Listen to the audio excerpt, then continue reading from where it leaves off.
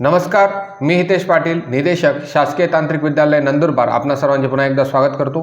आज आपण आयत, ज्याला इंग्लिशमध्ये रेक्टँगल म्हणतात, आणि घन आयत, ज्याला रेक्टँग्युलर प्रिझम म्हणतात, तसंच घन, ज्याला इंग्लिशमध्ये क्यूब म्हणतात, यांचे क्षेत्रफळ आणि घनफळ समजून घेणार आहोत। आपण सुरुवातीला आयत समजून घेऊ आणि त्यानंतर त्याची परिमिती, क्षेत्रफळ, घनफळ, पृष्ठफळाचे प्रकार हे सर्व शिकणार आहोत। त्यानंतर त्या संकल्पना घनासाठी कशा लागू होतात ते सुद्धा आज आपण पाहणार आहोत। तर आयताला सुरुवात करण्याआधी आपल्या मनात प्रश्न येत असेल की आयत म्हणजे नेमकं काय? तर आयत हा एक चतुर्भुज आहे, ज्याला 4 भुजा आहेत, ज्याच्या समोरासमोरच्या ज्या बाजू असतात त्या समान लांबीच्या असतात आणि प्रत्येक कोन हा 90 अंशाचा असतो। म्हणजे जर तुम्ही एका वहीत एक लांबट चौकोन काढला तर ते बहुतेक तो आयतच असणार आहे। तुमच्या वर्गाची भिंत, टेबल, वहीचं पान हे सगळं आयताच्या आकाराचेच असतात। तर चला पाहूया या आयताची परिमिती आणि क्षेत्रफळ आपण कसं काढू शकतो। आता तुमच्या मनात प्रश्न येत असेल की परिमिती म्हणजे नेमकी काय असणार आहे। तुम्ही कधी मैदानाभोवती फिरला आहात का? किंवा तुमच्या वर्गाच्या भिंतीभोवती तुम्ही चालत आहात का? जर तुम्ही एखाद्या आकृतीच्या कडेकडेने फिरत असणार आहात तर तुम्ही परिमिती मोजत आहात, ही गोष्ट तुम्हाला लक्षात यायला पाहिजे। मग परिमितीची जी मॅथमॅटिकल डेफिनेशन आहे ती जर पाहायला गेलं तर परिमिती म्हणजे कोणत्याही बंद आकृतीच्या सर्व बाजूंची एकूण लांबी। आता आपण आयताची परिमिती पाहूया। तुम्हाला मी आत्ताच बोललो की आयताच्या समोरासमोरील ज्या बाजू असतात त्या समान असतात। आपण जसं आडवी बाजू कन्सिडर केली, तिला लांबी म्हटलं, तिच्या समोरची सुद्धा ती लांबी येणार आहे। आणि जी उभी बाजू आपण कन्सिडर केली ती आपण रुंदी म्हटलं तर तिच्या समोरची बाजू सुद्धा रुंदी येणार आहे। मग अशा वेळेस जर तुम्हाला परिमिती मोजायची असेल तर लांबी आणि रुंदी यांची तुम्हाला बेरीज करावी लागेल। मग परिमिती काढताना तुम्ही काय करणार, हे सर्व जे लांबी आणि रुंदी तुम्हाला दिसतंय ते या सर्वांची तुम्ही बेरीज करणार आहात। तर लांबी प्लस रुंदी याचं जर तुम्ही गणित केलं तर तुम्हाला परिमिती भेटणार आहे। याला अजून सिम्प्लिफाईड वेने जर आपण लिहायला गेलं तो 2 वेळेस लांबी आणि 2 वेळेस रुंदी जर तुम्ही घेतली तर तुम्हाला परिमिती ही भेटणार आहे। आणि परिमितीचं सूत्र भेटतं 2 कंसामध्ये लांबी अधिक रुंदी। लांबीला आपण L या लेटरने डिनोट करतो आणि रुंदीला आपण B या लेटरने डिनोट करतो। जास्त सिम्प्लिफिकेशनसाठी मी तुम्हाला इथं फक्त लांबी आणि रुंदी लिहून दिलेला आहे।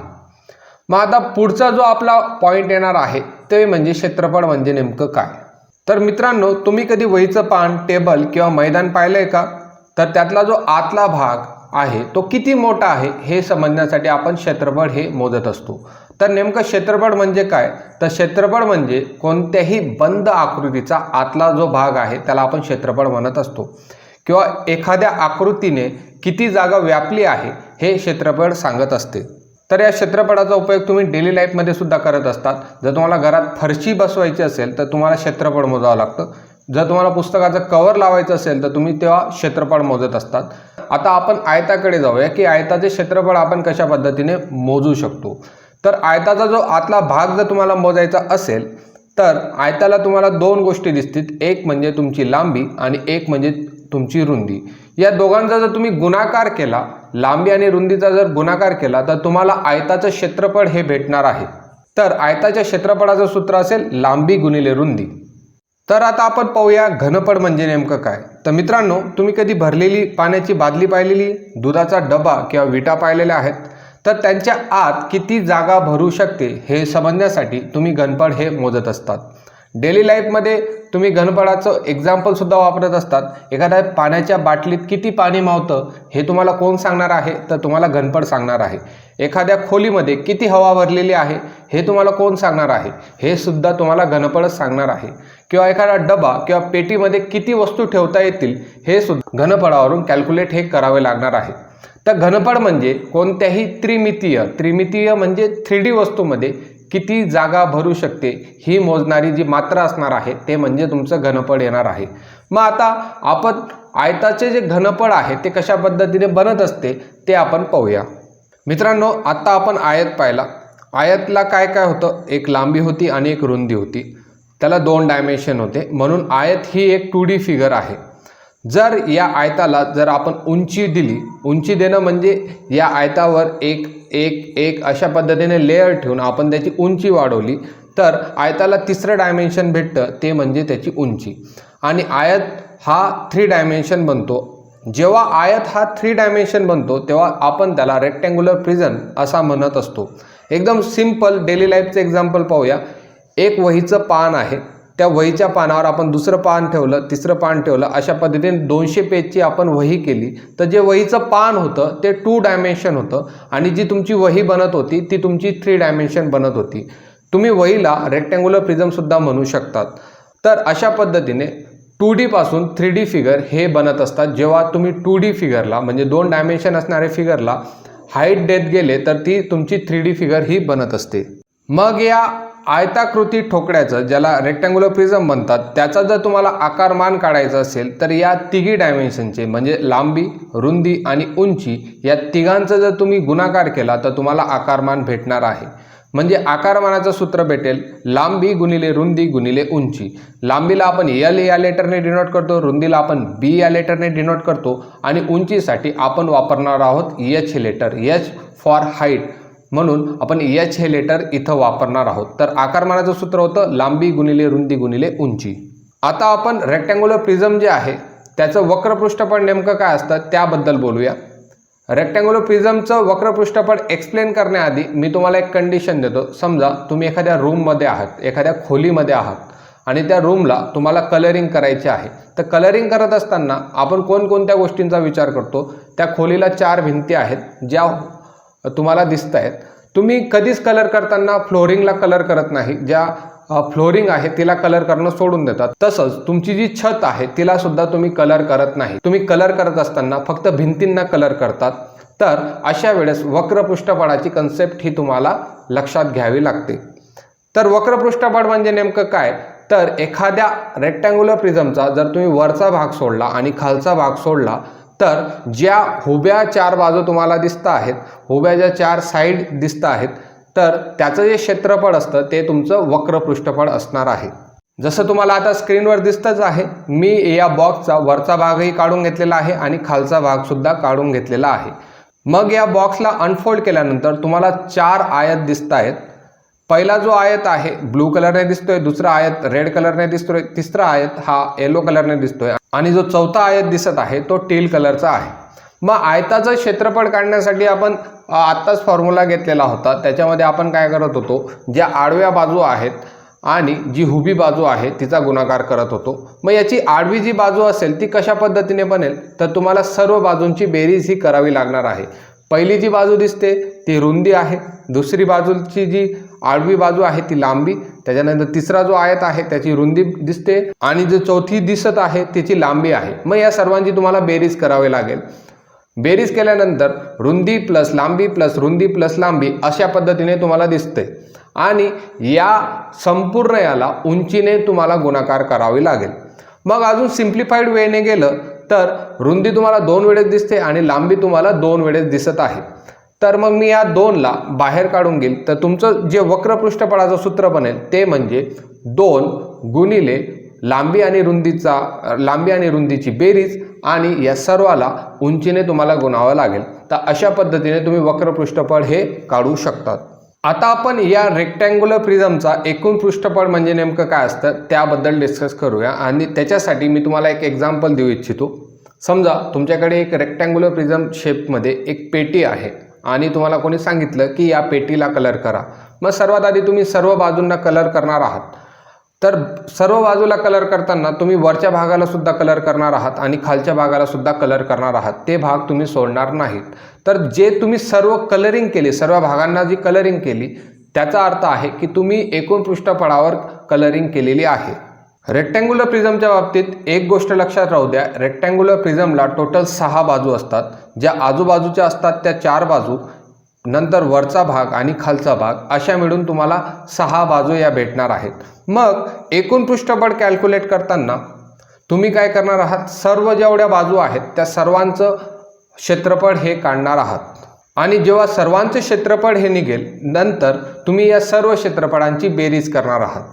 तर तुम्हाला आता स्क्रीनवर दिसतंय, मी पूर्ण बॉक्स अनफोल्ड केल्यानंतर तुम्हाला अशा पद्धतीने 6 आयत भेटणार आहेत.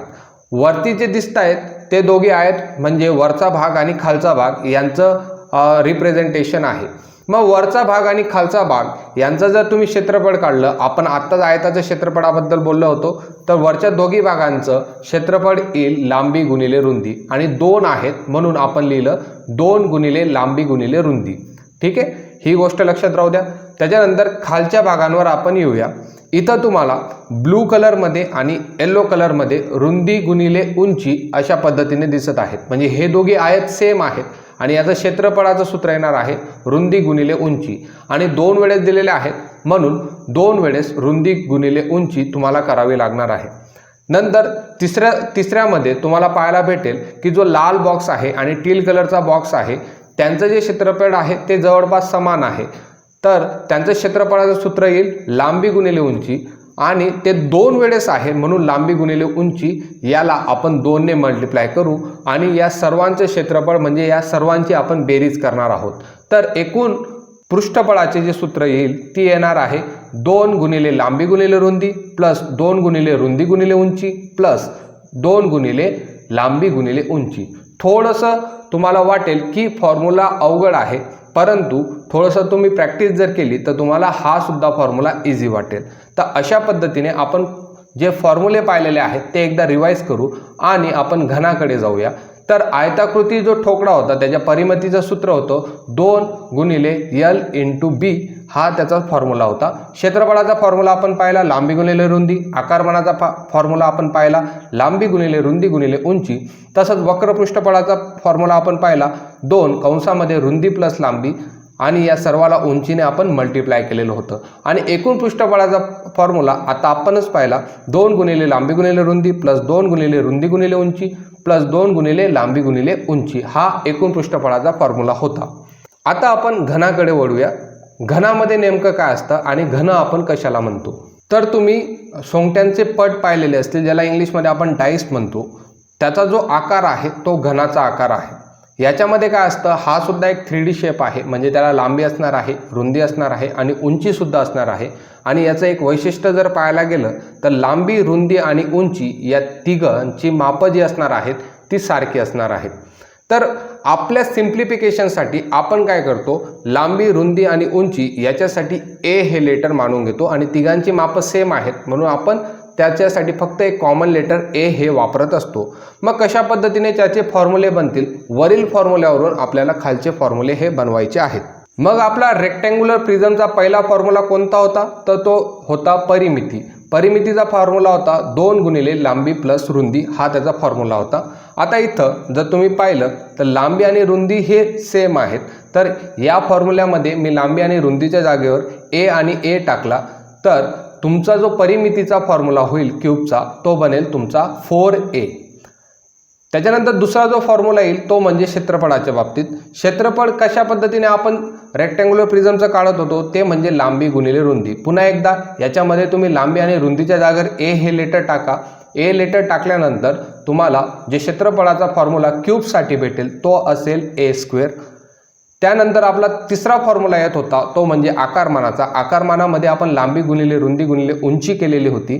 पुन्हा एकदा क्यूबमध्ये लांबी रुंदी आणि उंची ह्या समान असतात, आपण त्याच्यासाठी ए हे लेटर वापरतो. जर तुम्ही फॉर्म्युल्यामध्ये ए टाकलं तर तुम्हाला आकारमानाचं सूत्र भेटेल ते म्हणजे a³.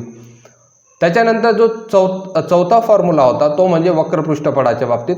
वक्रपृष्ठफळामध्ये सुद्धा जर तुम्ही कॅल्क्युलेट केलं, वरील फॉर्म्युल्यामध्ये जर तुम्ही व्हॅल्यूज टाकल्या तर तुम्हाला वक्रपृष्ठफळाचा जो फॉर्म्युला भेटेल तो म्हणजे 4 टाइम a². इथं एकदम सिंपल लॉजिक आहे. जर तुम्ही फॉर्म्युल्यामध्ये सुद्धा नाही टाकलं तर तुम्ही जेव्हा अनफोल्ड करतात तुम्हाला 4 समान एरिया असणारे काय भेटणार आहेत, 4 समान एरिया असणारे तुम्हाला चौकोन भेटणार आहेत. आणि या सर्वांची जर बेरीज केली तर तुम्हाला a² a² a² a² अशा 4 वेळेस a² भेटणार आहेत. म्हणून वक्रपृष्ठफळ तुम्ही लिहू शकतात 4 टाइम a². जरी तुम्ही डायरेक्ट लॉजिक वापरलं तरी सुद्धा तुम्ही हे सॉल्व करू शकतात. त्याच्यानंतर क्यूबचा एकूण पृष्ठफळ जर कॅल्क्युलेट केलं तर सेम लॉजिकने तुम्हाला उत्तर जे भेटेल ते 6 टाइम a² भेटणार आहे. तर अशा पद्धतीने आपण क्यूब आणि रेक्टँग्युलर प्रिझम यांचे सर्व फॉर्म्युले हे पाठ केलेले आहेत. मग याचे जे न्यूमेरिकल आहेत ते आपण पुढच्या लेक्चरमध्ये घेणार आहोत.